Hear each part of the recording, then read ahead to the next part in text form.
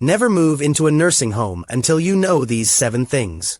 Before you or someone you love moves into a nursing home, there is something you need to know. For many seniors, that decision is made months, or even years, earlier than it should be. And once it happens, reversing it is remarkably rare. The house is sold. The routines disappear. Independence slowly becomes dependence. And according to researchers who studied long-term care outcomes, fewer than 11% of seniors who enter long-term care facilities ever return to independent community living, even when their health later stabilizes. Think about that for a moment. This isn't an argument against nursing homes. Sometimes they are absolutely necessary. But it is an argument against making the decision without understanding every option available first.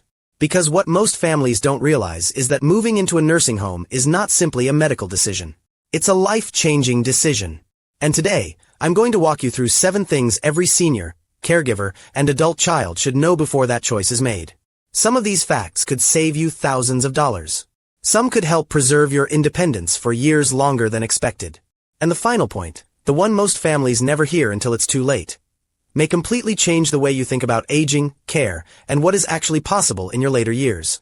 Stay with me, because the last lesson may be the most important one you hear all year. But first, I want to hear from you. Drop a comment below and tell me, how old are you right now, and is nursing home placement something you or someone in your family is actively weighing? I read every comment on this channel. Your situation matters, and your story may help someone else find their way. The cognitive cost of moving that nobody warns you about. Most families approach nursing home conversations the same way. They look at the building, they check the reviews, they tour the dining room, they ask about staff-to-resident ratios. What almost no one asks about is what the move itself does to the brain. In geriatric medicine, there is a well-documented phenomenon called relocation stress syndrome. And it is far more serious than the name suggests. Here's what happens biologically. After approximately age 70, the brain increasingly relies on what researchers call environmental scaffolding, familiar spaces, habitual routines, recognizable sensory cues, to compensate for gradual declines in processing speed and working memory. Your home, in a very literal neurological sense, is doing cognitive work for you. The arrangement of your kitchen, the path from your bedroom to the bathroom in the dark, the way your chair sits beside the window. When that scaffolding is suddenly removed, the brain is not just disoriented. It is destabilized. Research published in the Journal of the American Geriatric Society has shown measurable cognitive decline in a significant subset of older adults within 60 to 90 days of major residential relocation, even in cases where the move itself went smoothly and the new facility was high quality. The stress response triggers elevated cortisol, which suppresses hippocampal function, the part of the brain most directly responsible for memory consolidation and spatial orientation. Think about what that means. A person who is managing well at home may appear to decline sharply after a move, not because the disease progressed, but because the move accelerated its expression. What should you do with this information? Before any placement discussion, request a comprehensive geriatric assessment from a geriatrician, not just a primary care physician. These specialists are specifically trained to evaluate cognitive reserve, functional ability, and whether a person is truly past the threshold of safe home-based care, or whether targeted support could extend that window significantly. The AARP's website maintains a directory of geriatric care managers by zip code at aarp.org. These professionals specialize in exactly this kind of evaluation. Margaret was 76 years old and living in Raleigh, North Carolina. After 2 falls in 1 year, her adult son was convinced placement was necessary. A geriatric care manager recommended a comprehensive assessment first. What they found: Margaret's falls were both caused by a medication interaction that her primary care doctor hadn't flagged.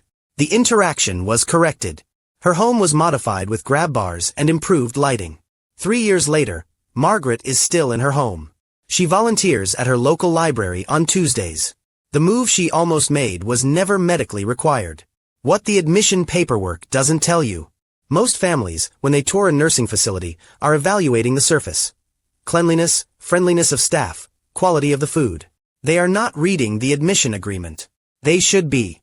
Nursing home admission agreements are legally binding contracts that can contain clauses with enormous implications, including arbitration agreements that waive your right to sue in court if something goes wrong, financial liability provisions that may extend to family members in some states, and discharge policies that can be exercised with as little as 30 days' notice under certain conditions.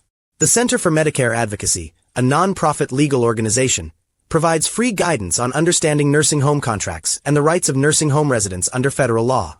Their website is medicareadvocacy.org.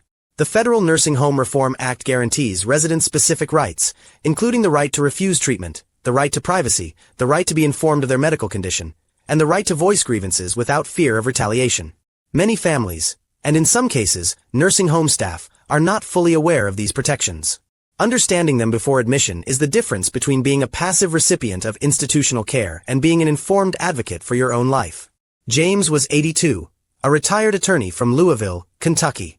When his wife Ruth entered a memory care facility, James assumed, reasonably, that his legal background made him a sophisticated consumer. 3 months into Ruth's stay, he reviewed the admission paperwork more carefully. He found an arbitration clause he hadn't fully understood at signing. He contacted a patient advocate who helped him understand what it meant and what options existed going forward. He told me, "I thought I knew what I was signing. Nobody explained the implications. Nobody even suggested I should have an attorney look at it." The isolation spiral that begins within weeks. This finding is one that I think about deeply, and it is one that most families never hear before placement. Nursing homes, by design, are communal environments.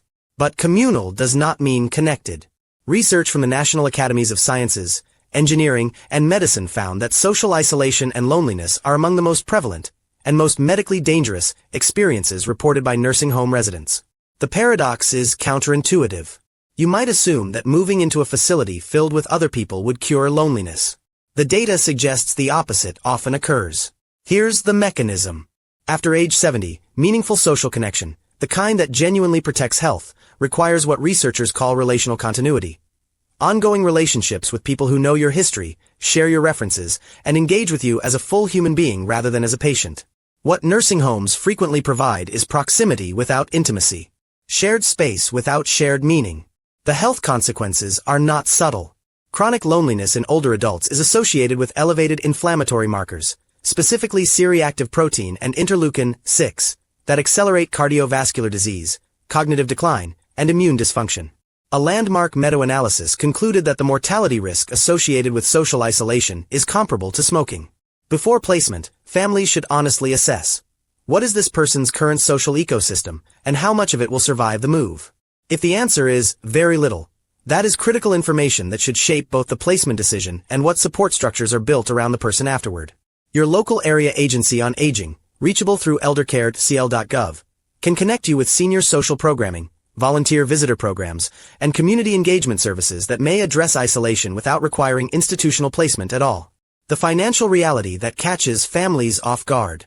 The average annual cost of a private room in a nursing home in the United States now exceeds $100,000. Most people know that number is large. What most people don't know is what Medicare actually covers, and for how long.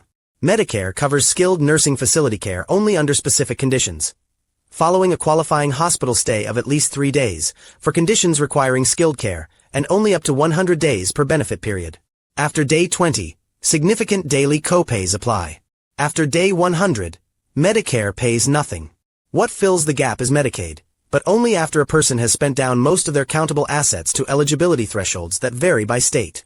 The planning implications of this are profound, and the window for legitimate legal planning is narrow. Medicaid has a 5-year look-back period on asset transfers. An elder law attorney, not a general estate planning attorney, but one specifically certified in elder law, is one of the most valuable professionals a family can consult before a placement crisis occurs. The National Academy of Elder Law Attorneys maintains a searchable directory at nalaw.org. The families who plan ahead have options. The families who don't confine themselves in a financial crisis on top of a medical one. If this kind of detailed, honest information is helpful to you, if you've ever felt that the healthcare system moves too fast to explain what you actually need to know, consider subscribing to this channel. I publish content like this every week specifically for seniors and families navigating these decisions. Hit subscribe. It costs nothing and it may save you everything. The alternative most families never consider until it's too late. We've spent most of this video inside the nursing home decision.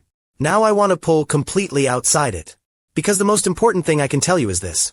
For a large percentage of the seniors who enter long-term care facilities each year, the underlying reasons for placement, isolation, unsafe home conditions, caregiver exhaustion, difficulty navigating the healthcare system, are addressable without institutional care.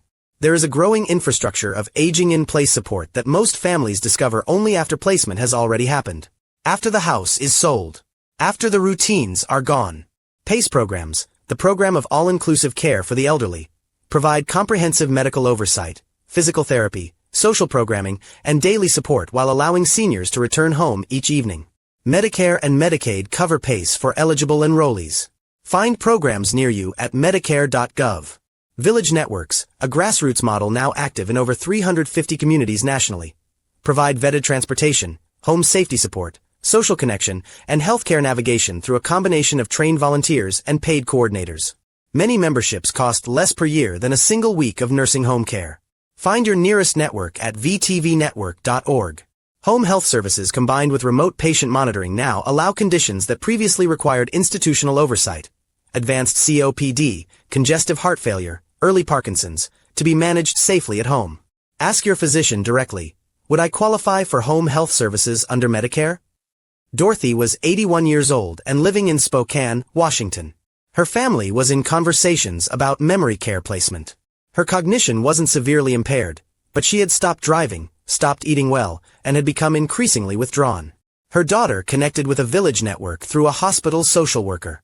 Within 4 months, Dorothy had a reliable grocery volunteer, a weekly walking companion, and a medication management system through a home health agency. Her blood sugar stabilized. Her last fall was over 2 years ago. She is still in her home. She calls it the place where her life still makes sense. Here is what I want you to carry with you from today. Nursing homes exist because they are sometimes the right answer. When cognitive impairment is advanced, when medical needs exceed what home-based care can safely manage, when a person genuinely requires 24-hour skilled oversight, placement is not a failure. It is appropriate care. But the decision deserves to be made with full information. It deserves a geriatric assessment, not just a family crisis. It deserves legal review, not just a signature. It deserves a genuine accounting of what alternatives exist and whether they've been truly exhausted.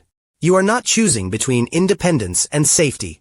You are choosing between how much information you act on before the decision is made. The 7 things in this video are not obstacles to the right decision. They are the foundation of one. Your life, or the life of someone you love, is worth that foundation. Leave me a comment and tell me which of these points surprised you most. Your question or your story may be exactly what another viewer needs to read today. I'll see you there.